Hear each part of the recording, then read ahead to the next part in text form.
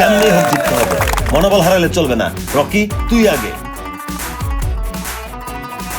হেই, কাবাডি কাবাডি কাবাডি কাবাডি করে সেলিমের দল আস্তে আস্তে এগিয়ে যাচ্ছে। রকি প্রথম যাচ্ছে, রকি গেল গেল গেল গেল, ডানে যাচ্ছে, বামে যাচ্ছে, তীক্ষ্ণ নজর রাখছে।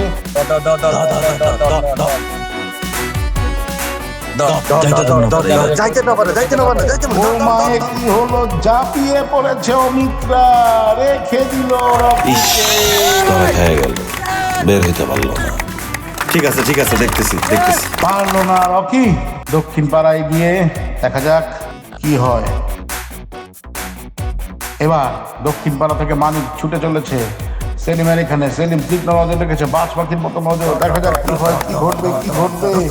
দেখা যাক কি হচ্ছে। হচ্ছে না, মানিক মানিক আরিফকে ছেড়ে দিয়েই দৌড়।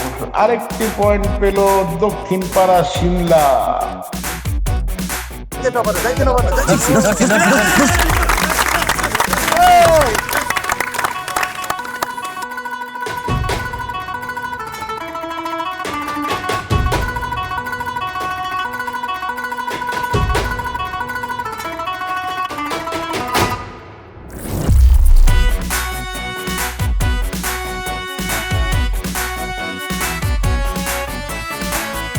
হে আল্লাহ, সাহায্য করো। একা দাঁড়িয়ে সেলিম, অপর পাশে চারজন।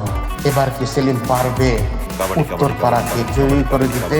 ৩০ বছরের ঐতিহ্য উত্তর পাড়া কি এবারও চ্যাম্পিয়ন হতে পারবে? সেলিম দৃঢ় সংকল্প নিয়ে তাকিয়ে আছে সামনে। শুরু করলো, ডান দিক থেকে একবার, বাম দিক থেকে একবার, মাঝখান দিয়ে একবার ছুঁয়ে ফেলার চেষ্টা। না, সেলিমকে ঘিরে ধরেছে চারজন। দেখা যাক, সেলিম প্রাণপণে চেষ্টা করছে। ওখানে মানিক, ওখানে আছে মিলন, ওখানে আছে অমিত। দেখা যাক, দাগের সামনে হাত। সেলিম সাব্বাস! পারলো না, সেলিমকে রুখতে পারলো না। সেলিম দুর্দান্ত ভাবে দাগ পার করে ফেলেছে। জয়ী হচ্ছে সেলিমের দল। তার মানে সিমলা উত্তরপাড়া চ্যাম্পিয়ন হয়ে গেল এই কাবাডি ম্যাচে। ৩০ বছরের ঐতিহ্য ধরে রেখেছে সেলিম। কোনোভাবেই দক্ষিণ পাড়াকে তারা চ্যাম্পিয়ন হতে দেয়নি।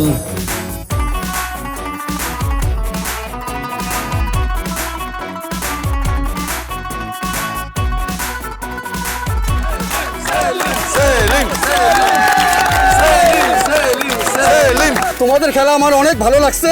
আমার ধারণা এই মাঠে যারা যারা খেলা দেখছে প্রতিটা মানুষেরই পছন্দ হয়েছে। ওই যে ওইখানে মেয়েরা আছে ছোট ছোট, ওদেরও ভালো লাগছে আর কি।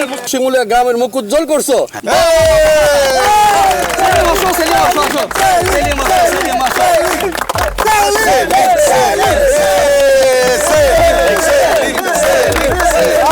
সবাই আসো।